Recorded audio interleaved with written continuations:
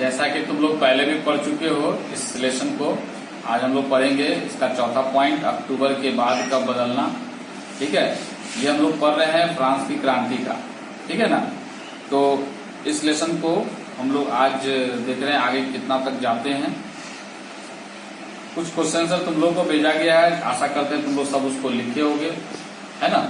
तो लिखो, और साथ ही साथ जो बताया गया रीडिंग सेक्शन का वीडियो देखने से पहले आपको कुछ पेज पढ़ना है, 3 से 4 पेज, और फिर रीडिंग सेक्शन देखने के बाद जितना दूर तक पढ़ाई हुआ उतना दूर तक आपको क्या करना है, पढ़ना है।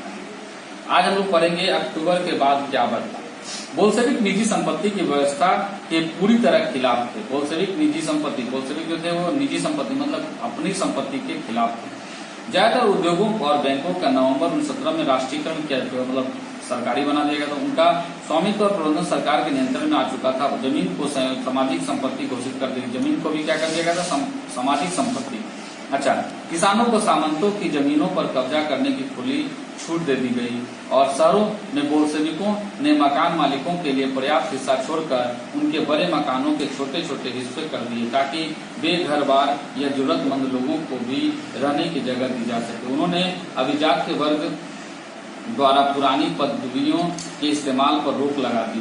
परिवर्तन को स्पष्ट रूप से सामने लाने के लिए सेना और सरकारी अफसरों को वर्दियां बदल दी गई।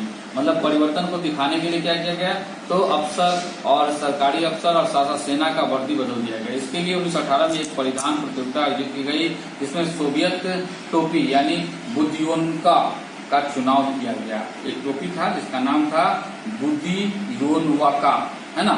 अच्छा, बोल्शेविक पार्टी का नाम बदलकर रूसी कम्युनिस्ट पार्टी रख दिया गया। नवंबर 1917 में बोल्शेविक ने संविधान सभा के लिए चुनाव कराए, लेकिन इन चुनाव में उन्हें बहुमत नहीं मिली। बोल्शेविक जो है संविधान सभा के लिए क्या किया, चुनाव कराया, और लेकिन उसमें उसको बहुमत नहीं मिला। 1918 में असेंबली ने बोल्शेविकों के प्रस्ताव को खारिज कर दिया। 1918 में क्या हुआ, असेंबली ने बोल्शेविक लोग जो है उसको खारिज कर दिया, और लेकिन लेनिन असेंबली में बर्खास्त कर दी गई, और लेनिन ने असेंबली को क्या किया, बर्खास्त कर दिया। उनका मत था कि अनिश्चित परिस्थितियों में चुनी गई असेंबली के मुकाबले अखिल रूसी सोवियत कांग्रेस कहीं ज्यादा लोकतांत्रिक संस्था है।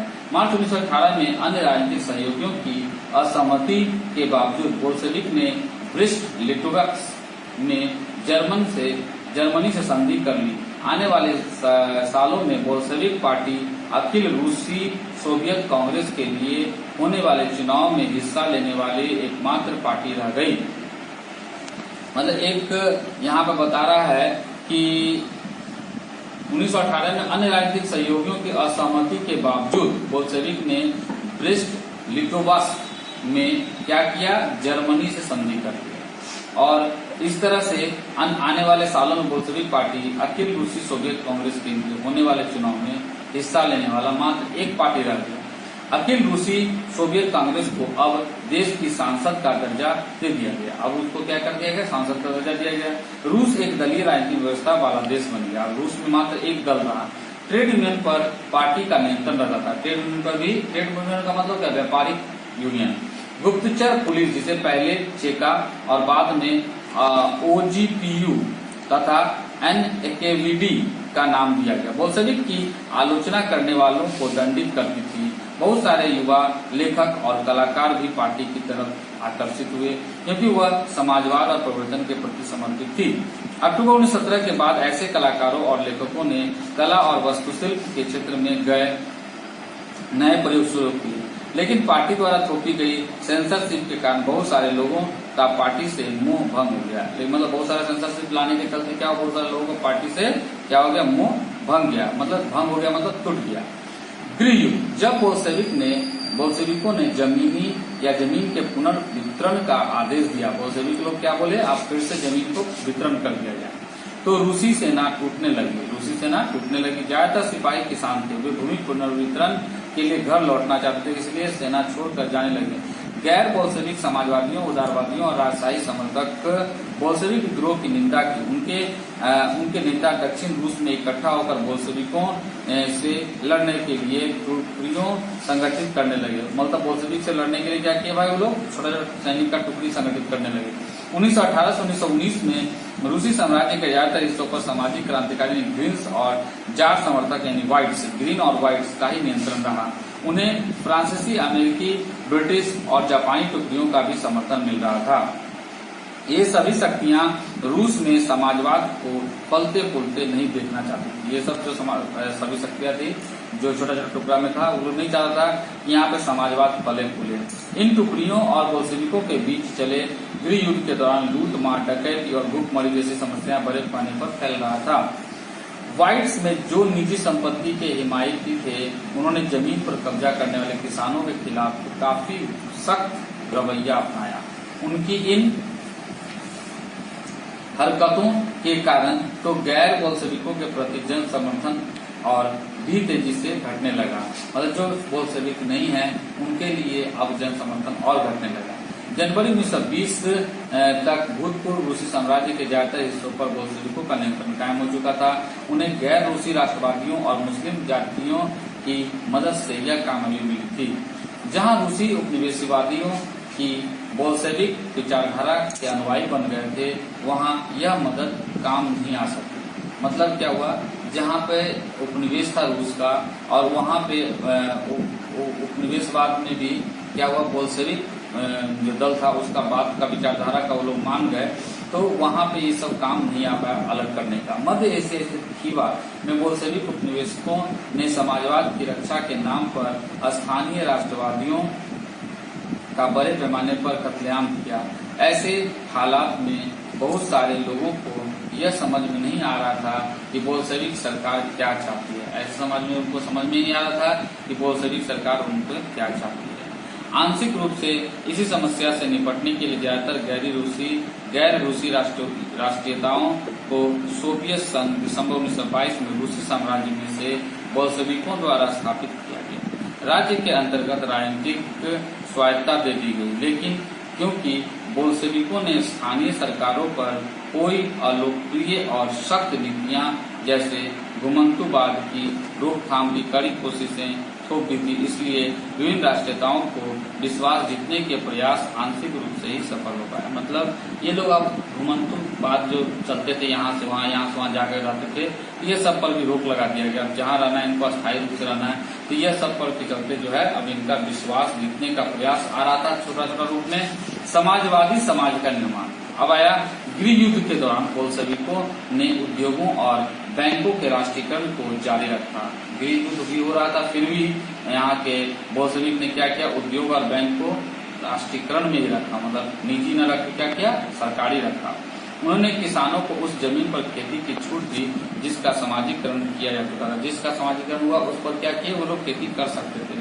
अच्छा, जब्त किए गए खेतों का इस्तेमाल बोल्शेविक यह दिखाने के लिए करते थे कि सामूहिकता क्या होती है। जब्त किए गए खेतों का इस्तेमाल बोल्शेविक लोग यह करवाते थे कि इनको बताते थे कि सामूहिकता क्या चीज है।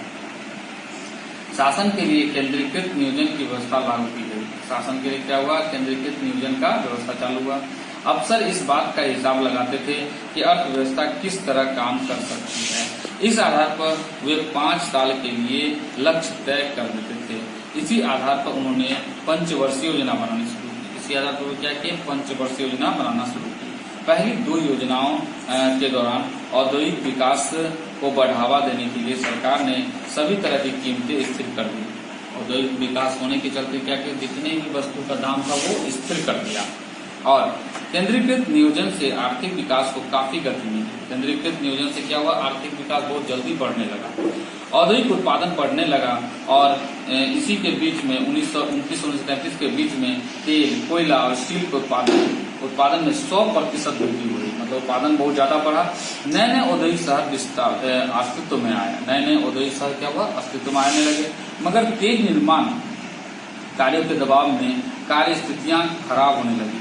मैग्नीटोगोर्स्क शहर में एक स्टील संयंत्र का निर्माण कार्य 3 साल के भीतर पूरा कर लिया गया। इस दौरान मजदूरों की बड़ी सख्त जिंदगी गुजारनी पड़ी, जिसका नतीजा यह हुआ कि पहले ही साल 550 बार काम रुका। पहला ही बार में क्या हुआ, 550 बार काम रुका। रिहायशी क्वार्टरों में जाड़ों में शौचालय जाने के लिए 40 डिग्री कम तापमान पर लोग चौथी मंजिल से उतर कर सड़क के पार दौड़ कर जाते थे। मतलब उनको बाथरूम जाना है अगर तो उसके लिए उतना दूर जाते थे। एक विस्तारित शिक्षा व्यवस्था विकसित की गई और फैक्ट्री कामगारों एवं किसानों को विश्वविद्यालयों में दाखिला दिलाने के लिए खास इंतजाम किया गया। मतलब इस सब के लिए बहुत अच्छा इंतजाम किया गया ताकि लोगों का पढ़ाई लिखाई अच्छे ढंग से हो सके। महिला कामगारों के बच्चों के लिए फैक्ट्रियों में बाल बाड़ियों खोल दी गई। सस्ती स्वास्थ्य सेवा उपलब्ध कराई गई। मजदूरों के लिए आदर्श रिहायशी मकान बनाए गए। लेकिन इन सारी कोशिशों के नतीजे सभी जगह एक जैसे नहीं रहे, क्योंकि सरकारी संस्था साधन सीमित थे। जो भी सरकारी साधन क्या थे, सीमित थे। अब है स्टालिनवाद और सामूहिकीकरण। नियोजित अर्थव्यवस्था का शुरुआती दौर खेती के सामूहिकरण से पैदा हुआ। मतलब पहला जो अर्थव्यवस्था था वो कहाँ शुरू हुआ, तो पहला था खेती का सामूहिकरण। अच्छा, उसके बाद बोल रहा है 1927-28 में आसपास में रूस के शहरों में अनाज का भारी संकट पैदा हो गया। अनाज अब लगभग नहीं के बराबर था। सरकार ने अनाज की कीमत तय कर दी थी। उससे ज्यादा कीमत पर कोई अनाज नहीं बेच सकता। मतलब तय कर दिया रेट कि इससे ज्यादा तो कोई बेच नहीं सकता है। लेकिन किसान उस कीमत पर सरकार को अनाज बेचने के लिए तैयार नहीं था। लेकिन सरकार को वह अनाज उस रेट पे तैयार नहीं था किसान। लेनिन के बाद पार्टी का कमान संभाल रहे स्टालिन ने स्थिति को निपटने के लिए कड़े कदम उठाए। उन्हें लगता था कि अमीर किसान और व्यापारी कीमत बढ़ने की उम्मीद में अनाज नहीं बेच रहे हैं। उनको लगता था जो बड़े बड़े किसान हैं, अमीर किसान हैं, वो लोग अनाज क्यों नहीं बेच रहे हैं कि उसका रेट बढ़ेगा तब बेचेंगे। स्थिति पर काबू पाने के लिए सट्टेबाजी पर अंकुश लगाना और व्यापारियों के पास जमा अनाज को जब्त करना जरूरी था। 1928 में पार्टी के सदस्यों ने अनाज उत्पादक इलाकों का दौरा किया। उन्होंने किसानों से जबरन अनाज खरीदा और कुलकों के ठिकानों पर छापा मारे। और कुलकों के जो इलाका होता था उस पर क्या किया, छापा मारा। रूस में संपन्न किसानों को कुलकों कहा जाता था। कुलकों किसको कहते थे, जो रूस में संपन्न किसान, मतलब सब कुछ उसके पास है, उसको कुलकों कहते थे। जब इसके बाद भी अनाज की कमी बनी रही तो खेतों के सामूहिकरण का फैसला लिया गया। इस फैसले के पक्ष में एक तर्क यह दिया गया कि अनाज की कमी इसलिए है क्योंकि खेत बहुत छोटे छोटे हैं। अनाज की कमी किस लिए, खेत छोटे छोटे हैं। 1917 के बाद जमीन किसानों को सौंप दी गई। फलस्वरूप ज्यादातर किसानों के पास छोटे खेत थे जिनका आधुनिकीकरण नहीं किया जा सकता था। आधुनिक खेत विकसित करने और उन पर मशीनों की सहायता से औद्योगिक खेती करने के लिए कुलकों का सफाया करना, किसानों से जमीन छीनना और राज्य नियंत्रित यानी सरकारी नियंत्रण वाले विशालकाय खेत बनाना जरूरी माना गया। मतलब सबको ये देखा गया कि कुलकों का सफाया करो और साथ में औद्योगिक खेती के लिए ज्यादा से ज्यादा मात्रा में किसानों का जमीन छीनना, राज्य नियंत्रित यानी सरकारी नियंत्रण वाले विशालकाय खेत बनाना, जिसपे सब मिलकर खेती करनी। इसी के बाद स्टालिन का सामूहिकरण कार्यक्रम शुरू हुआ और 1929 से पार्टी ने सभी किसानों को सामूहिक खेतों में काम करने का आदेश जारी कर दिया। सबको बोला कि एक साथ मिलकर सबको एक जगह का खेत में काम करो। ज्यादातर जमीन और साजो सामान सामूहिक खेतों के स्वामित्व में सौंप दिए गए।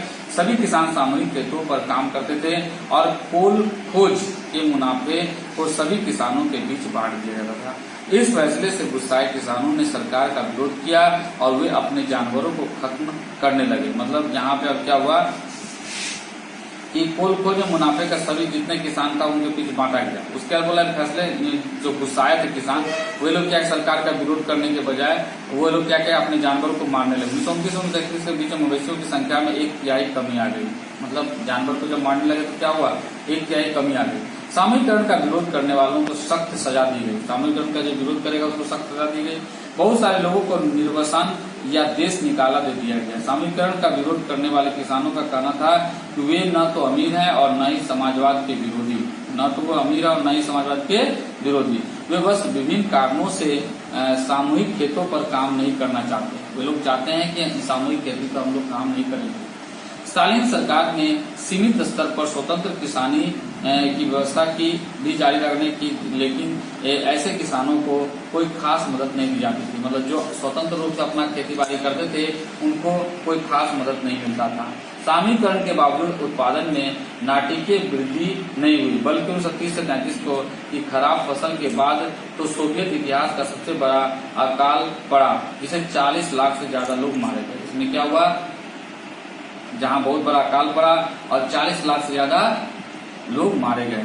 पार्टी में भी बहुत सारे लोग नियोजित अर्थव्यवस्था के अंतर्गत औद्योगिक उत्पादन में पैदा हो रहे भ्रम और सामूहिकरण के परिणाम की आलोचना करने लगे थे। स्टालिन और उनके सहयोगियों ने ऐसे आलोचकों पर समाजवाद के खिलाफ साजिश रचने का आरोप लगाया। देश भर में बहुत सारे लोगों पर इसी तरह के आरोप लगाए गए। 1939 तक आते आते 20 लाख से ज्यादा लोगों को यह जेलों में श्रम शिविरों में भेज दिया गया। ज्यादातर लोगों ने ऐसा कोई अपराध नहीं किया था, लेकिन उनकी सुनने वाला कोई नहीं था। बहुत सारे लोगों का यातनाएं दे देकर उनसे इस आशय के बयान लिखवा लिया गया कि उन्होंने समाजवाद के विरुद्ध साजिश में हिस्सा लिया है और इसी आधार पर उन्हें मार दिया गया।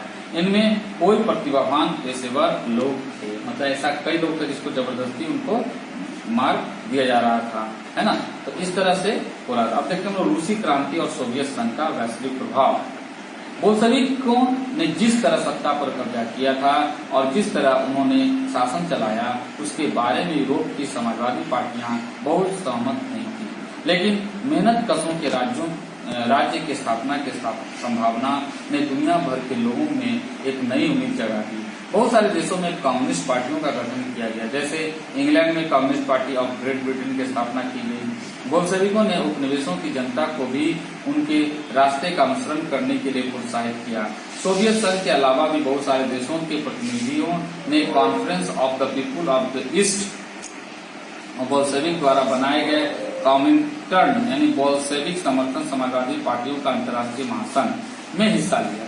कुछ विदेशियों को सोवियत संघ की communist university of the workers of the east में शिक्षा दी। कुछ जो मतलब विदेशी थे उनको भी इसमें शिक्षा दिया गया। जब दूसरा विश्व शुरू हुआ तब तक सोवियत संघ की वजह से समाजवाद को एक वैश्विक पहचान और हैसियत मिल चुकी थी, लेकिन 50 के दशक तक देश के भीतर भी लोग यह समझने लगे थे कि सोवियत संघ की शासन शैली रूसी क्रांति के आदर्श के अनुसार नहीं है। विश्व समाजवादी आंदोलन में भी इस बात को मान लिया गया था कि सोवियत संघ में सब कुछ ठीक ठाक नहीं चल रहा। मतलब इस तरह से जो बोल्शेविक अपना शासन चला रहा था, यह इससे पता चल रहा था कि यहाँ पे सही ढंग से ठीक ठाक का शासन नहीं चल रहा है। एक पिछड़ा हुआ देश महाशक्ति बन चुका था, उसके उद्योग और खेती विकसित हो चुके थे और गरीबों को भोजन मिल रहा था, लेकिन वहाँ के नागरिकों को कई तरह का आवश्यक स्वतंत्रता नहीं दी जा रही थी और विकास परियोजनाओं को दमनकारी नीतियों के बल पर लागू किया गया था। 20वीं सदी के अंत तक एक समाजवादी देश के रूप में अंतर्राष्ट्रीय स्तर पर सोवियत संघ की प्रतिष्ठा काफी कम रह गई थी। हालांकि वहाँ के लोग अभी भी समाजवाद के आदर्शों का सम्मान करते थे, लेकिन सभी देशों में समाजवाद के बारे में विविध प्रकार से व्यापक पुनर्विचार किया गया। मतलब ये सब कुछ पे देखा कि शासन थोड़ा थोड़ा घट रहा है, लोग इसको नहीं मान रहे, आगे नहीं प्रोत्साहित हो रहा है, तो कैसे इसको एक और आगे बढ़ाया जाए, कैसे लोग को उन्नति कराया जाए, ये सब पर विचार करके इसको आगे बढ़ाया गया। ठीक है, आज हम लोग का ये लेसन कंप्लीट हुआ।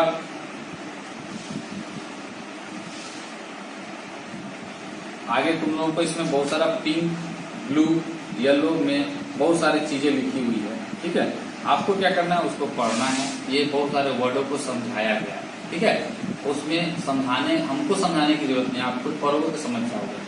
और कुछ क्वेश्चन सर आपको खुद करना है इसमें, और हम जहाँ तक होगा फिर कुछ क्वेश्चन सर भेजेंगे, आप लोगों को क्या करना है, उसका आंसर लिख लेना है पेपर कॉपी में। और जैसा कि हम बताए हैं, वीडियो देखने से पहले 3 पेज 4 पेज पढ़ना है और वीडियो देखने के बाद फिर से आपको 3 पेज 4 पेज को रीडिंग कर लेना है। साथ ही साथ माता पिता जी को प्रतिदिन प्रणाम करना है कर चुकर, और साथ ही साथ उनको रिस्पेक्ट भी करना है। ठीक है, ओके, बाय।